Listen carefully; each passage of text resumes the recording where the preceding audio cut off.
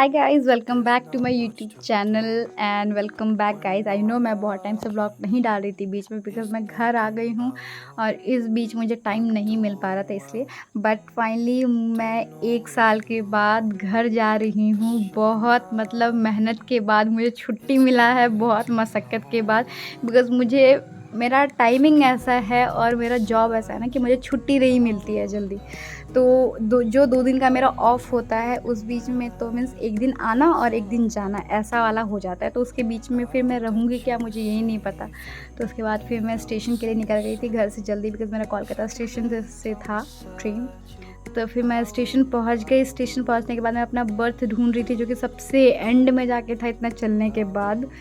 AC वाला था, fine, thank God, because इतना ज़्यादा धूप था कि अगर एसी वाला नहीं रहता तो मैं मतलब जा भी नहीं पाती। और जैसे मैं अंदर गई तुरंत अपना सीट को ये ओपन किया और मैं सो गई। और मैं 12 बजे पहुंच गई थी जसीडी, और जसीडी पहुंच के अनुराग आ गया था मुझे लेने के लिए, बिकॉज हमें होटल्स देखने के लिए जाना था अपने वेडिंग वेन्यू के लिए।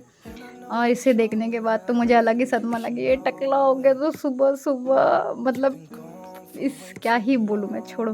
फिर हम लोग होटल पहुंच गए थे। होटल पहुंचने के बाद हम लोग को बैंक्वेट हॉल एंड रूम्स सब कुछ फाइनल करना था कि कैसा है क्या नहीं, बिकॉज़ लास्ट मोमेंट पे ये सब बुक नहीं कर सकते हैं। बिकॉज़ वो जो मंथ होता है ना शादी वाला, आपको वो टाइम ही नहीं मिल पाएगा एंड रेट्स भी बहुत ज़्यादा हाई होंगे। तो इसीलिए हम लोग को वो चीज़ पहले फाइनल करना था।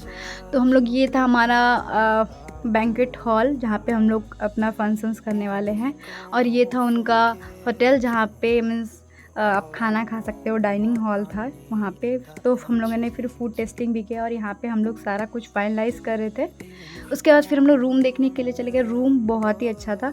जो इनका प्रीमियम रूम था ना, उससे ज़्यादा मुझे इनका ड्यूप्लेक्स रूम अच्छा लगा था। ये था प्रीमियम रूम, बट मुझे उतना ज़्यादा प्रीमियम रूम पसंद नहीं आया। इससे अच्छा मुझे ड्यूप्लेक्स रूम लगा।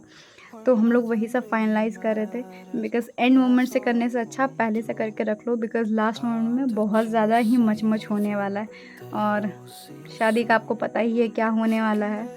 फिर हम लोग बैठ गए थे खाना खाने के लिए। और उसके बाद यहाँ पे ये अपना टकला रेखा करते हुए इसका शक्ल देखो यार कैसा लग रहा है, मतलब क्यों करवाया इसने ये, पता नहीं।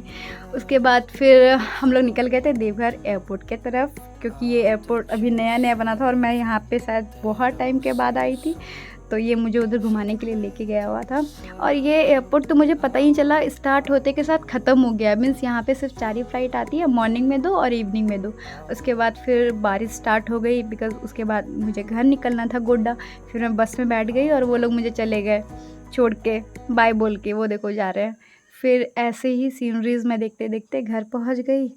और फाइनली वो बोलते हैं ना कि जब तुम किसी चीज़ से थोड़े दूर रहो तभी तुम्हें उसका इम्पोर्टेंस समझ में आएगा, वही चीज़ ये था। मैं घर आने से पहले इतना रो रही थी, इतना रो रही थी, मतलब पता नहीं, मैं ऑफ़िस में भी कितना रोई हूँ घर आने से पहले।